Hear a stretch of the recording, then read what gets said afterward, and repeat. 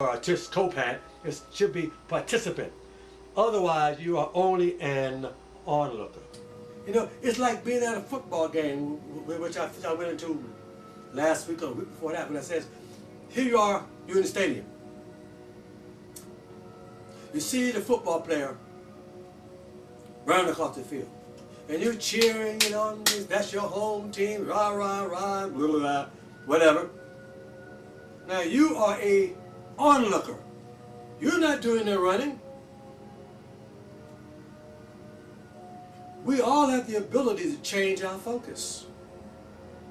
You can so focus your attention on a certain individual on that field that momentarily you are that person. And you can actually experience yourself being on the field as that person, seeing whatever from that person's viewpoint, catching the ball, or running, or tackling, or whatever. When done from that angle, you are viewing the situation from the end. You're seeing yourself on the football field. You are a participant, not an onlooker anymore. And you see far too often people, they go through life and they are onlookers instead of participants. There's something that they desire, and which is a want, and they fail to understand that to cause that want to materialize in their life as an actual condition, by the law of attraction, when they see the end result, when they see themselves with that want, believe it, and convince themselves that it is the inner world that becomes the outer world. And this can be done very simply with small things. Just to show you how it is the inner that becomes the outer, you can do something very simple. Like right now, I'm thinking about drinking some water. That's the inner thing. I'm seeing myself in my mind actually drinking some water. That's the inner process. What happens? I reach down, pick up the glass, and drink some water. That's proof right there. And it's the inner became the outer. Now, I'm going to try the reverse. I'm looking at the outer. Will that outer become my inner and make me drink it? No. That glass is the so-called outer. It has not the ability to make me do anything. It is, in a real sense, inert. It can't cause me to do anything. I have to have the inner vision, which is the inner, which will cause my outer to become my inner. Understand what I'm saying? So, what is it that you want? What is it that you really and truly want? You know, most people have the faintest idea. As I pointed out last week, a person said, well, I'm unemployed, I want a job. What kind of job? Is it a job, as I pointed out last week, shoveling horse manure? Shoveling horse manure is a job. What kind of job do you want? See yourself in your mind doing it. See yourself in your mind being it. See the end. And the end wills the means to get to that end. So what is the end? What else but that which you want? Be it or possess it inwardly first. Live the reality inwardly. And by the law of attraction, it will occur outward. I told my lady friend in California the following story about me and my former wife. In 1986, she wanted, because we got married in 85, 1986, she wanted to buy a new car. Because she was driving a Volkswagen Beetle. And believe me, that car was so raggedy, I wouldn't have gave $25 for it.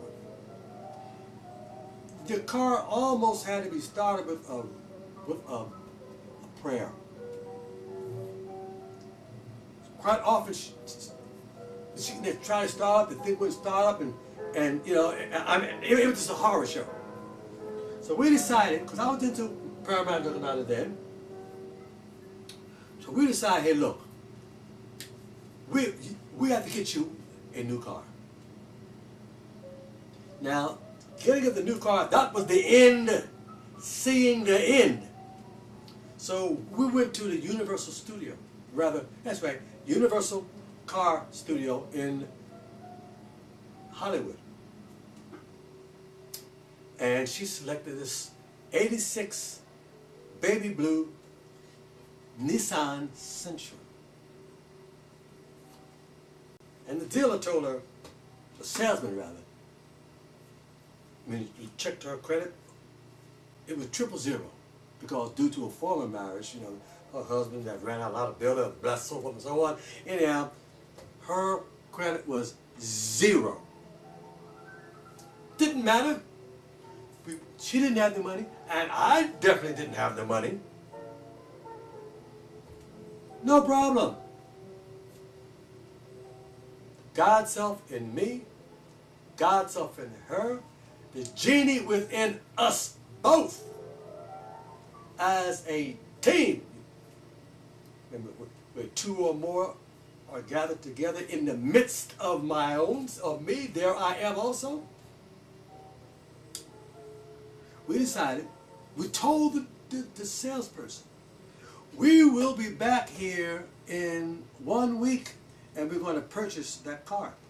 In the meantime, she got in the car, I sat in the back, the salesperson sat in the passenger side, and she drove around, you know, and wow, you know, and as I said, you know, the salesperson asked her, well, you know, how did she feel with it? She was like, oh, wow, this is wonderful, you know. And then we drove, who knows, about a mile or so, came back, and we promised the salesperson that we would come back in a week and buy the car. Well, maybe he thought we were BSing or whatever, but that was the promise. Remember, keep your promise. Whatever, promise somebody, keep it. So when we came home, she placed an ad. Oh yeah, before then, she needed $500 for a down payment. We came home, she put an ad in the newspaper. Now, like I just said about a few moments ago, there's no way in the world I would have bought that car. It was a bucket of bolts. She took a photograph, put it in the car, put the photograph in the newspaper. Within 2 days, she got an answer to the ad. Gentleman called her up, told her that he wanted to buy the car.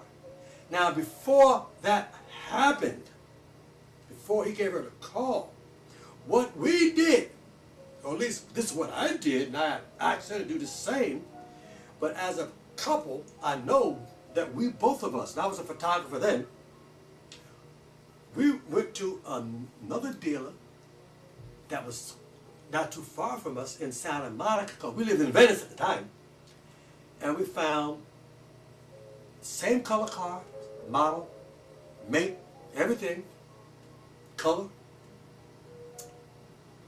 She would sit inside, feel it. You know, a car has a certain smell. A new car smells unlike an old car.